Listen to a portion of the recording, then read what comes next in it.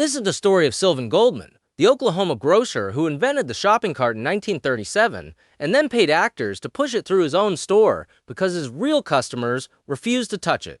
By the time he died 47 years later, the device he had once sat alone in his office, worrying he had wasted his fortune on, had become the standard equipment of every supermarket on Earth, and Sylvan Goldman had quietly assembled a business empire that Forbes magazine put at $200 million, and that Oklahoma insiders believed was closer to $500 million. He is not a famous man, and his name is not on the object he invented. The patent that matters most, the one for the modern nesting cart every supermarket on the planet now uses, went to a different inventor entirely, a Kansas City machinist named Orla Watson, who won it in a 1949 interference trial. Goldman lost. For the last 30 years of his life, Goldman refused to claim any of this for himself. The cart, he told the one radio interviewer who pressed him, would have been built by somebody eventually. It just happened to be him. This is how it actually happened. Sylvan Nathan Goldman entered the world on November 15, 1898, in Ardmore, in what was then the Chickasaw Nation of Indian Territory, 9 years before Oklahoma became a state. His father, Michael Goldman, had arrived from Latvia in 1880, and 8 years after that, he joined the 1889 Oklahoma Land Run, a headlong race of tens of thousands of settlers into a territory the federal government was taking from the tribes who had lived on it for a century. Michael did not end up with a homestead. He ended up behind the counter of a dry goods store in Ardmore that he ran with his brother. Sylvan's mother was Hortense Dreyfus, who came from a small village in the French region of Alsace, a territory the German Empire had annexed in 1871. She crossed the Atlantic alone as a young woman and made her way to Indian Territory. Michael and Hortense were married in 1894, and 4 years later, Sylvan joined his older brother Alfred in the upstairs rooms above the store. The Goldmans were one of a handful of Jewish families in Ardmore. From the age he could count money, Sylvan worked in his father's store after school, weighing flour from a barrel, cutting yardage of calico, and counting pennies into paper envelopes. He attended the Ardmore public schools for 8 years as the only Jewish boy in his classroom. The town around him was a place where almost nobody looked like anyone else. Freedmen from Alabama lived 3 streets over. Choctaw families held allotments east of town, and a Polish tailor ran the shop across from the Goldman dry goods store. The whole town had been built in a single generation by people who had nowhere else to go. In 1913, when Sylvan was 14, the Goldman family moved 200 miles north to Tulsa. 4 years later, the United States declared war on Germany, and Sylvan Goldman lied about his age to enlist. Because he had grown up weighing out flour and counting pennies in a family grocery, the Army made him a mess sergeant. For 18 months, he requisitioned potatoes and onions and salted pork for soldiers who were about to die in the trenches of France, counted inventory at supply depots behind the front, and learned, in a way no civilian grocer's son in Oklahoma could have learned, how to feed an army at scale. He came home in 1919, 20 years old, with a skill that almost no one else in America possessed at his age. Industrial food logistics was about to become the defining American business, and Sylvan Goldman already understood it. With their discharge pay, Sylvan and Alfred opened a wholesale fruit and produce business in Breckenridge, Texas. The Texas venture did not hold them long. Word had reached Sylvan from the West Coast that a new kind of grocery store was appearing in California, a store in which customers pushed through aisles and chose the items themselves instead of asking a clerk to fetch each one from behind a counter. The industry was calling these places supermarkets. The Goldman brothers packed up, moved to California, worked for 2 years inside the wholesale end of the new trade, and studied the model until they believed they understood it. Then they came back to Oklahoma. On April 3, 1920, Sylvan Goldman, 21 years old, opened the first supermarket in the state of Oklahoma at 1403 East 15th Street in Tulsa, a business he named Sunday Grocery with himself as president and Alfred as vice president. 12 months later, Sunday Grocery had 21 stores. 3 years in, it had 55. In the summer of 1929, a representative of Skaggs Safeway a larger California-based chain that was aggressively buying independents across the country, offered the Goldman brothers a price they could not refuse, and they sold. Approximately 11 weeks later, the stock market crashed, and most of the money Sylvan had just been paid evaporated, along with most of everyone else's money. A non-compete clause in the Safeway contract forbade him from opening another grocery chain in Tulsa, which sent him south to Oklahoma City. He bought 5 grocery stores out of receivership and folded them into a new operation called Standard Grocery. On June 7, 1931, in the middle of the worst stretch of the Depression, Sylvan Goldman married Margaret Katz, a young woman known to everyone who met her as Babe. The marriage would last 53 years and produce 2 sons, Monte Henry Goldman and Alfred Dreyfus Goldman. Margaret rarely appeared in the press and almost never in her husband's business dealings, but she was the center of his private life for the rest of it, and the months in which he would outlive her at the end, when they came, would amount to only 1 week. In 1934, Goldman bought a second failing Oklahoma City chain, whose name had something to do with a nursery-rhyme egg.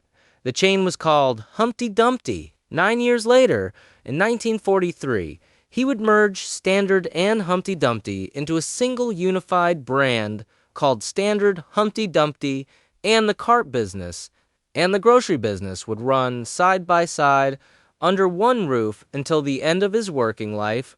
By 1936, Humpty Dumpty had stabilized, and Goldman was making money inside a depression in which almost no one was making money. The problem he could not solve with better signage or faster checkout lanes sat in plain view of him every morning. The problem was the customer's arms. Every self-service supermarket in America at that time ran on a single piece of equipment. The equipment was the wire hand basket. Clarence Saunders had introduced the whole self-service format back in 1916 when he opened a store at 79 Jefferson Avenue in Memphis, Tennessee, and called it Piggly Wiggly. The store stocked 605 items across 4 single-file aisles, with a turnstile at the entrance and a cashier only at the exit, and the customer walked through the maze alone, pulling what she wanted off the shelf. At its peak in 1932, Piggly Wiggly operated 2,660 stores and posted annual sales above $180 million. Every self-service chain in the country, including Goldman's own Humpty Dumpty, was a variation on what Clarence Saunders had designed. The wire hand basket put a physical ceiling on every transaction in every one of those stores. A customer picked up a basket at the door and carried it by its handle through the aisles, and when it became too heavy to hold, she walked to the checkout whether she had finished shopping or not. Goldman watched this happen every day in his own aisles. Women picked up a carton of milk, considered a can of peaches, looked down at the basket already dragging on their arm, and put the can back on the shelf. Men lifted a sack of flour, calculated the weight of what they were already carrying, and decided the flour could wait until next week. The sales ceiling in Humpty Dumpty, Goldman came to understand, was not set by what he stocked or what he priced. The ceiling was set by how much a tired human being could lift to the front of the store. One evening in 1936, sitting in his office after closing, Goldman looked across the room at a folding wooden chair. The chair had 2 properties that caught his attention. Unfolded, it carried a flat seat at about waist height. Folded, it took almost no space against a wall.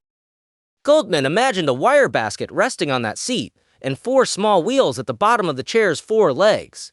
Because he was a grocer and not a furniture salesman. He also imagined a second wire basket mounted underneath the first, which doubled the device's capacity. The next morning, he walked to the back of the warehouse and found a man named Fred Young. Young was the Humpty Dumpty chain's maintenance man, described in the surviving records variously as a mechanic, a carpenter, and a handyman.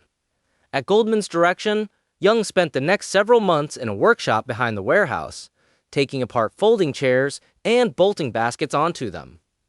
The first prototypes failed in the ways first prototypes tend to fail.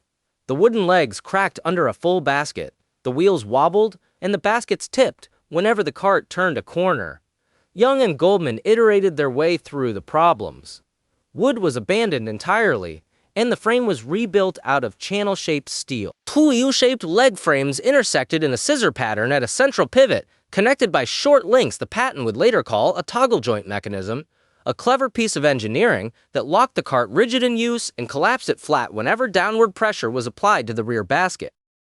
Swiveling casters went on the front wheels so the cart could turn inside a store aisle.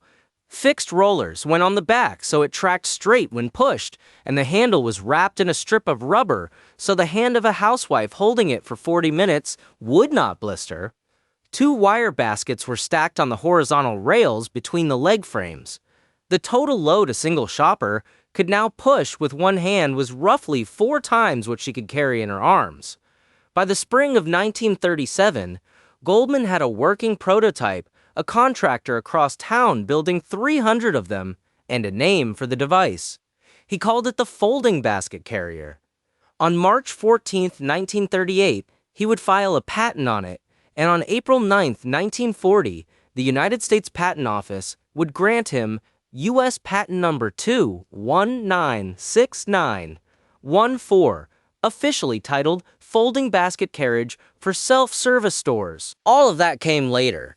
On the morning of June 4, 1937, Sylvan Goldman positioned 300 carts at the entrances of his Humpty Dumpty stores, ran a full-page advertisement in the Daily Oklahoman announcing the no basket carrying plan, and waited for Oklahoma City to come and see what the future of grocery shopping looked like. Oklahoma City walked straight past the whole thing. The men went first. They stepped around the cart at the entrance, picked up a wire handbasket, and moved into the aisles without making eye contact with the greeter. When Goldman asked some of them afterward why they had refused the new device, the answer kept coming back the same. The cart, they told him, was effeminate. A real man carried his own basket, and a real man did not need wheels to do what his arms could do. The women had a harder line, and they said it out loud. One shopper offered a cart by the greeter, looked at the waist-height handle and the stacked baskets and the 4 small wheels, and delivered the sentence Sylvan Goldman would repeat in interviews for the rest of his life. "I've pushed my last baby buggy," she told the greeter, and walked right past it. She had been pushing strollers for years, and almost every mother in Oklahoma City had been doing the same. A woman pushing an empty 4-wheeled contraption through a supermarket looked, to the other women in the store, like a woman who had lost her child. By the second week of June, Goldman understood he was staring at a problem that was not mechanical. The invention worked, the manufacturer was reliable, the price was fair, and his advertisement had reached the city. And still nobody was using the cart, because the cart looked to every adult in Oklahoma City like an object that was beneath their dignity to push. He waited, hoping adoption would come. It did not come. By August, he was sitting in his office above the flagship store, calculating whether he could absorb the loss on 300 carts, the patent attorney's bills, the factory invoices, and the cost of the advertising campaign without having to explain to Alfred why the family had, once again, placed a losing bet on the future of American retail. And that's when he realized something about the stroller. Every objection to the cart depended on the cart being strange. A stroller pushed in public carried a baby and was ordinary. A shopping cart pushed in an empty Humpty Dumpty carried nothing and was strange. The problem with the cart, in other words, was not the cart. The problem was that nobody else was pushing one. If Goldman could make it look like everyone in the store was already using the cart, then the objection would simply dissolve because the cart would no longer be strange. He picked up the phone and called a casting agency. The casting agency sent him men and women, and Goldman selected the ones whose presence in a 1937 Oklahoma City supermarket would be unambiguous. Middle-aged and modestly dressed, neither too thin nor too fashionable. The women he chose looked like the housewives already walking the aisles, the kind of neighbor a Humpty Dumpty shopper would instinctively read as a version of herself. The men he chose wore plain shirts and were in their 30s, tall enough to push a cart confidently, but not so tall that they would look out of place in a grocery store. Goldman, in his later publicity, called them his manly bachelors. He paid them by the hour, gave them carts, and stationed them at multiple points inside the flagship Humpty Dumpty. Their instructions were specific. They were to move through the aisles slowly and naturally, adding products to the basket as if they were genuinely shopping for their own homes. At the front door, Goldman placed a greeter, who was not an actor but an employee. With one instruction Goldman repeated to her until she had it memorized. When a customer walked in and refused a cart, the greeter was to take half a step forward, gesture subtly toward the interior of the store with the hand not holding the cart, and say, in a lowered voice, "Oh, but look, everyone is using them." The customer would turn. Past the greeter, she would see a dozen women who looked like her and a half dozen men who looked like her husband, all of them pushing carts through the aisles in every direction. The fear that a cart would mark her as different simply vanished at that moment, because the cart no longer marked anyone as different. She would take the cart, and the moment she took it, she became, to the next customer walking through the door behind her, one more ordinary woman already using one. Within weeks, every Humpty Dumpty in Oklahoma City had quietly converted. The paid actors could be withdrawn. The cart was at last what it had always needed to be. It was normal. The thing that began happening in the fall of 1937 had never happened in American grocery retailing before. Sales went up, and they did not come back down. A shopper who had walked out of a Humpty Dumpty on June 3rd with the 12 or 14 items her arm could tolerate was walking out by October, pushing a cart loaded with 25 or 30. The physical ceiling the human arm had placed on American grocery baskets for the previous 21 years had just been lifted off the whole industry.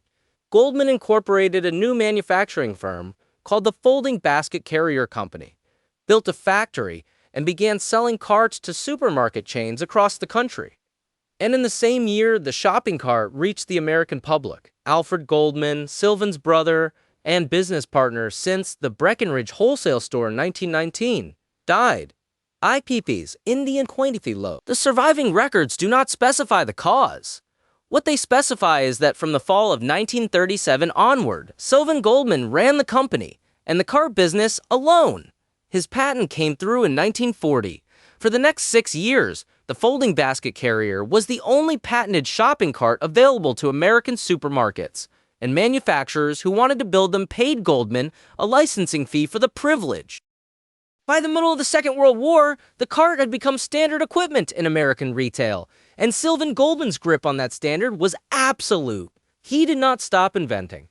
Over the years that followed, Goldman also filed patents for a grocery sacker that automated the bagging process at checkout, for a folding interoffice basket carrier that moved files through corporate buildings, for a handy milk bottle rack designed for home delivery drivers, and for an airport baggage cart that looked, unsurprisingly, like a variation on the shopping cart turned toward a different kind of traveler.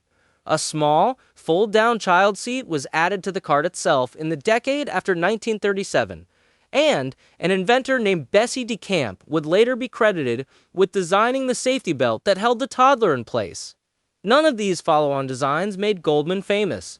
All of them made him money, and then, in 1946, a man in Kansas City filed a patent that threatened to dismantle everything Goldman had built. His name was Orla Watson, and he was 50 years old. Born on June 3, 1896, 2 years before Sylvan Goldman, Watson had spent a single year at Nevada Business College before dropping out, and over the 3 decades that followed, he had worked as a stock clerk, a U.S. Army soldier until 1918, a machinist, a draftsman, and a foreman at a sequence of industrial firms in Missouri.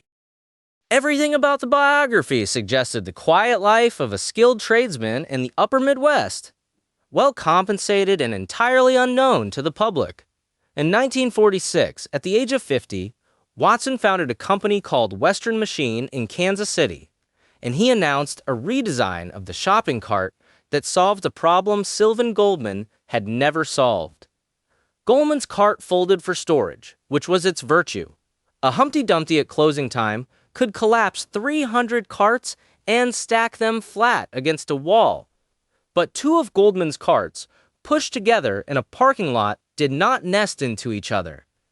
They had to be folded and stacked one at a time. At the end of a shift, an employee collected each cart individually, which meant 300 trips across the asphalt. Orla Watson designed a cart with a hinge at the back and a swinging rear gate. When a second cart was pushed into the rear of a first cart, the gate swung open, the first basket slid inside the second, and the 2 carts became one stackable object. 100 carts could now be collected by a single employee in a parking lot and pushed back into the store as a single 90-foot train. Watson applied for a patent on the nesting cart in 1946. He tested the prototype at a store called Floyd Day's Supermarket. In 1947, he co-founded Telescope Carts Incorporated with two partners, Fred E. Taylor and George O'Donnell. Goldman, aware of the threat to his monopoly, filed a competing patent in 1948 for a design he called the Nest Cart, and the United States Patent Office convened a patent interference investigation. Two inventors were claiming priority on essentially the same mechanism. The investigation concluded in 1949.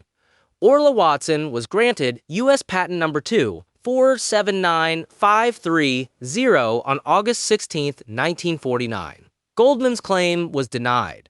The settlement that followed was quiet. Goldman relinquished his rights to the Nest Cart patent and paid $1 in counterfeit damages as a symbolic concession.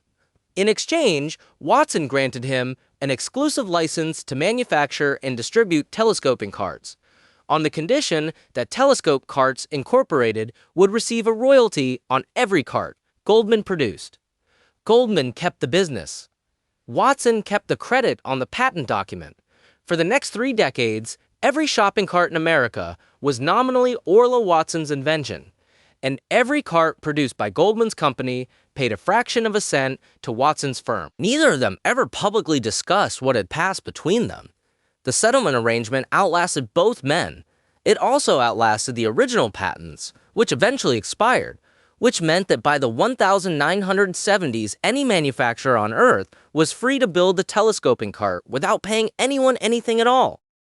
The framework Watson and Goldman had hammered out in the quiet of 1949 had been the scaffolding that allowed the cart to scale worldwide without anyone fighting over it. Orla Watson died on January 17, 1983, in Kansas City at the age of 86. His name does not appear on any of the carts he designed. Historians who have since examined the story, among them Andrew Warnes of the University of Leeds and Alsatian of the Science Museum, Oklahoma, have pointed out how thoroughly the cart's adoption depended on forces outside Goldman's store. By the late 1940s, the American household had acquired an automobile for weekly grocery runs and a refrigerator large enough to justify buying a week of food at a time. And the two together turned the larger basket that Goldman's cart allowed from a luxury into a necessity. His folding chair in 1936 was only part of the picture. Alongside it sat the car in the driveway and the icebox in the kitchen that together converted grocery shopping from a daily chore into a weekly expedition. The cart rode that wave, and Goldman rode it too. By the late 1950s, Sylvan Goldman was no longer primarily a grocer. The royalties from the cart and the profits from the Humpty Dumpty chain had given him the capital to move into real estate, and he began buying commercial lots in Oklahoma City, office building sites in Tulsa, and shopping center parcels in Dallas. From there, he moved into banking, then into insurance, then into savings and loans, each new division funded out of the last. By the time he was in his 60s, the Goldman holdings stretched across several states and included thousands of acres of undeveloped land, along with hotels, office towers, and an entire portfolio of retail plazas. The empire was built methodically, without the flash of the mid-century American tycoons, whose names are better remembered. Goldman did not grant expansive interviews about his methods. He did not appear on the cover of Business Week. He worked out of Oklahoma City offices, kept his holdings largely private, and let the public image remain the one thing the newspapers had pinned on him in 1937, which was that of the grocer who invented the shopping cart. The grocer who invented the shopping cart was also, by the end of the 1960s, one of the wealthiest private landowners in the central United States. But the two facts did not often appear in the same article. Forbes magazine later pegged this fortune at $200 million. Oklahoma insiders who knew the private holdings believed the real number was closer to $500 million. When a reporter in the 1970s asked Goldman directly whether the shopping cart had made him wealthy, he answered with a single sentence his obituary writers would later reach for. Well, Goldman said, "They didn't make me poor." He was elected president of the Supermarket Institute and vice president of the National Association of Food Chains. The Pawnee Indian tribe of Oklahoma named him an honorary chief in 1950. The Eleanor Roosevelt Humanities Award came in 1965. In 1971, the University of Oklahoma awarded him a Distinguished Service Citation, and the Oklahoma Hall of Fame inducted him, and 3 years after that, Oklahoma City University granted him an honorary doctorate of law. In 1969, an Oklahoma City banker named John Kirkpatrick asked Goldman to join the founding board of a new charitable organization he was building. The Oklahoma City Community Foundation. Goldman agreed, and he was one of 9 founding trustees. He served on the board until 1978. In 1973, he established a charitable fund at the foundation, directing money to Jewish community institutions, to Oklahoma City hospitals, to the University of Oklahoma, and to the Oklahoma City Art Museum. In 1981, he paid for the construction of the western portico of the Oklahoma City Synagogue his family had attended for half a century. In 1983, he donated $1.5 million to a building at 1001 North Lincoln Boulevard, a facility that became the new headquarters of the Oklahoma Blood Institute. The institute named the building the Sylvan Nathan Goldman Center, and it still carries his name. In the rare interviews he gave, Goldman came across as reserved and slightly weary, almost uninterested in discussing his own mythology. When a radio interviewer years later pressed him on the widely circulated version of the cart's 1937 debut, the version in which enthusiastic customers supposedly lined up on the first day to try the new device, Goldman cut it off immediately. No, he said. That's a big lie. He was asked next whether the cart had been an inevitable invention, whether if he had not built it, someone else would have. Goldman said yes, it would look exactly the same today. He told the interviewer, because somebody else would have done it. Margaret Katz Goldman, his wife of 53 years, died in the second week of November 1984. Sylvan outlived her by 7 days. On November 25, 1984, at his home in Oklahoma City, Sylvan Nathan Goldman died at the age of 86. He was buried at Fairlawn Cemetery in Oklahoma City, a park on the southwest side of Oklahoma City at 5353 South Independence Avenue, had already been dedicated to his name during his lifetime. It is not a large park. His obituaries were careful to report the 2 numbers that defined him for the reading public. The first was his estimated fortune, quoted at $200 million by Forbes and closer to $500 million by the Oklahomans who knew his private holdings. The second was the number he gave the reporter who asked him about the shopping cart, the sentence he had spent 40 years refining into the shortest possible reply. Well, Sylvan Goldman had said, they didn't make me poor. Both numbers appeared, side by side in most of the coverage. The flagship Humpty Dumpty store, where the first cart debuted on June 4, 1937, has been demolished. The warehouse where Fred Young bolted steel tubes together is gone. The folding chair Sylvan Goldman sat looking at in his office in 1936 is gone. Fred Young himself, the mechanic who built the prototype, left almost no trace in the historical record beyond his name and his job title. What remains is the object itself. Every supermarket layout on Earth, the width of the aisle, the height of the shelf, the radius of the turn at the end of each row, is designed around the device Sylvan Goldman patented in 1940. The average American supermarket cart today has a capacity between 100 and 240 liters, roughly 4 times the volume of the wire handbasket that came before it. The average American grocery trip now contains between 15 and 30 items, approximately double what a customer could carry in her arms in 1936. Industry studies conducted over the last 2 decades have found repeatedly that a larger cart produces a larger basket, and that a larger basket produces a larger bill by as much as 40%. The grocery business runs on the cart. It has run on the cart since the summer of 1937. In 1977, the CBS News correspondent, Charles Kuralt, produced a short television segment about the shopping cart for a program called On the Road. He described the cart as a familiar part of American life and as the first means of transportation for generations of American children. He did not mean that metaphorically. The small fold-down child seat added to the cart in the decade after 1937, the seat into which every American parent of the post-war era had at some point buckled a toddler, had become, quietly, the most commonly used passenger vehicle in the country. By the 1970s, shopping carts began appearing in American cities in places they had not been designed for. They showed up on sidewalks, in alleys, and under overpasses in the hands of people who had nothing else to carry their belongings in.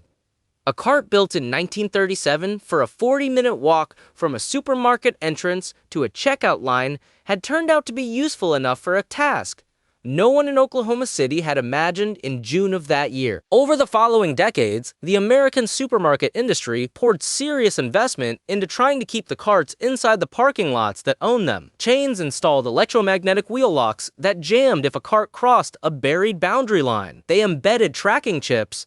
They fenced their perimeters and posted signs warning shoppers about the penalty for cart theft. None of it fully worked because the cart, designed for stability and portability, was simply too useful to keep contained. It carried the groceries, and then, outside the store, it carried everything else. Sylvan Goldman was asked about this, once, near the end of his life. He did not answer. The man who built the shopping cart never really advertised the fact that he had built it. He mentioned it in interviews when asked, accepted the occasional award, and let the original patent expire on schedule. The empire came from other places, from real estate and banking and land, and most of the money eventually went back to the city that had taken him in as a young grocer escaping a stock market crash. In the last interview he gave, asked what he wanted to be remembered for. Goldman did not mention the shopping cart at all. He mentioned Oklahoma City. The city, in turn, named a park for him, put his name on a medical building, and engraved his name on a synagogue entrance. The shopping cart did not get his name. It is not called a Goldman, and it is not called a Humpty Dumpty, and it is not called a folding basket carrier, even though that is what the United States Patent Office, on April 9, 1940, officially declared it to be. Every person who has ever pushed one through a supermarket uses the same word Sylvan Goldman's own customers used in the summer of 1937, when they walked past it on their way to pick up a wire basket they could carry in their hands. They call it simply the cart, and that is how the world learned to buy more than it could carry.